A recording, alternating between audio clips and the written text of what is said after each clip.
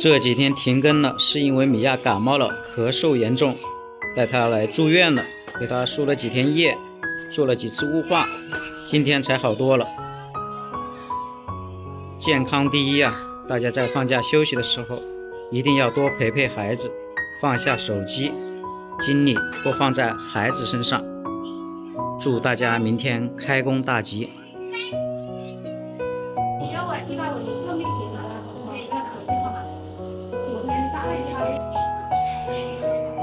啊。